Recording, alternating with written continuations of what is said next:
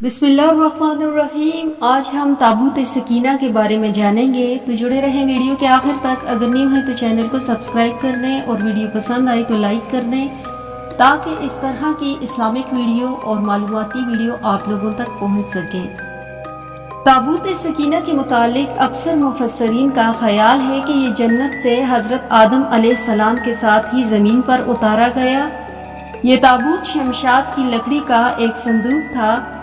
یہ حضرت آدم علیہ السلام کی آخری زندگی تک آپ کے پاس ہی رہا، پھر بطور میراث یکے بعد دیگرے آپ کی اولاد کو منتقل ہوتا رہا، یہاں تک کہ یہ حضرت یعقوب علیہ السلام کو ملا اور آپ کے بعد آپ کی اولاد بنی اسرائیل کے قبضے میں رہا۔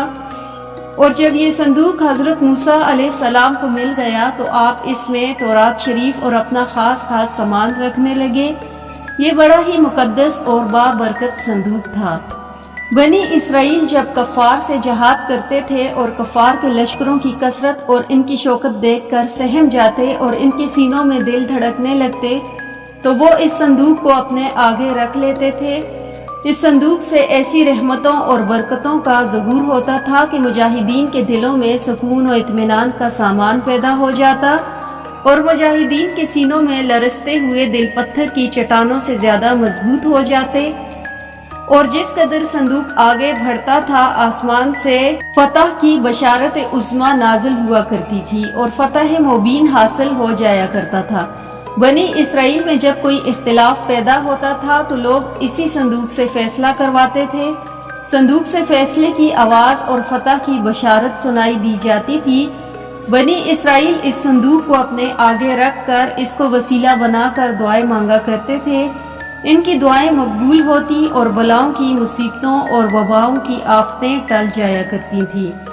الغرض یہ صندوق بنی اسرائیل کے لیے تابوت سکینہ، برکت و رحمت کا خزینہ اور نصرت خداوندی کے نزول کا نہایت مقدس اور بہترین ذریعہ تھا۔ مگر جب بنی اسرائیل طرح طرح کے گناہوں میں ملوث ہو گئے اور ان لوگوں میں معاصی و طغیان، سرکشی و عصیان کو دور دورہ ہو گیا تو ان کی بدعمالیوں کی نحوست سے ان پر خدا کا یہ عذاب نازل ہو گیا کہ قوم عمالقہ کے کفار نے ایک لشکر جرار کے ساتھ ان لوگوں پر حملہ کر دیا۔ ان کافروں نے بنی اسرائیل کا قتل عام کیا، ان کی بستیوں کو تباہ و برباد کر دیا، عمارتوں کو توڑ پھوڑ کر سارے شہر کو تہس نہس کر ڈالا اور اس متبرک صندوق کو بھی اٹھا کر لے گئے۔ اس مقدس تبرک کو نجاستوں کے کوڑے خانہ میں پھینک دیا گیا، لیکن اس بے ادبی کا قوم عمالقہ پر یہ وبال پڑا کہ یہ لوگ طرح طرح کی بیماریوں اور بلاؤں میں مبتلا کر دیے گئے۔ چنانچہ قوم عمالقہ کے 5 برباد ہو گئے اور ویران ہو گئے، یہاں تک کہ ان کافروں کو یقین ہو گیا کہ یہ صندوق رحمت کی بے ادبی کا عذاب ہم پر پڑا، تو ان کافروں کی آنکھیں کھل گئیں۔ چنانچہ ان لوگوں نے اس مقدس صندوق کو ایک بیل گاڑی میں لاد کر بیلوں کو بنی اسرائیل کی بستی کی طرف ہانک دیا۔ پھر اللہ تعالیٰ نے 4 فرشتوں کو مقرر فرمایا جو اس مبارک صندوق بنی اسرائیل کی خدمت میں لائے۔ اس طرح پھر بنی اسرائیل کی کھوئی ہوئی نعمت دوبارہ ان کو مل گئی۔ اس مقدس صندوق میں حضرت موسیٰ علیہ السلام کا عصا اور ان کی مقدس جوتیاں، اور حضرت ہارون علیہ السلام کا امامہ، حضرت سلیمان علیہ السلام کی انگوٹھی، تورات کی تختیوں کے چند ٹکڑے، کچھ من و سلوہ، اس کے علاوہ حضرت انبیاء اکرام علیہ السلام کی صورتوں کے حلیے وغیرہ سب سامان تھے۔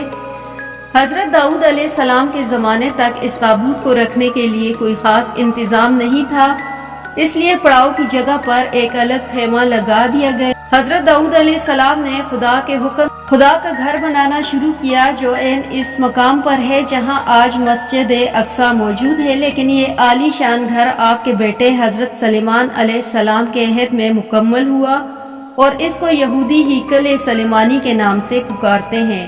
اس گھر کی تعمیر کے بعد تابوت سکینہ کو یہاں پورے احترام کے ساتھ رکھ دیا گیا اور اس طرح یہ مقام یہودیوں کا مقدس ترین مقام بن گیا۔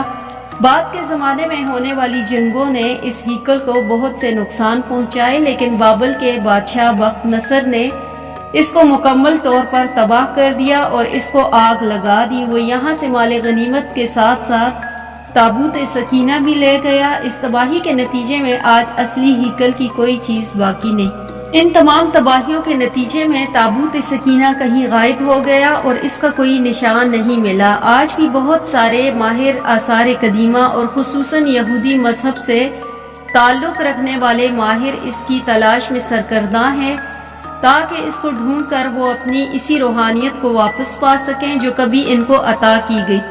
تابوت سکینہ کی موجودگی جگہ کے بارے میں مختلف لوگوں کی قیاس آرائیاں کرتے ہیں۔ اس پر انگریز، عیسائیوں اور یہودیوں نے بڑی ریسرچ کی، لیکن حتمی طور پر سارے ایک ہی نقطے پر متفق ہیں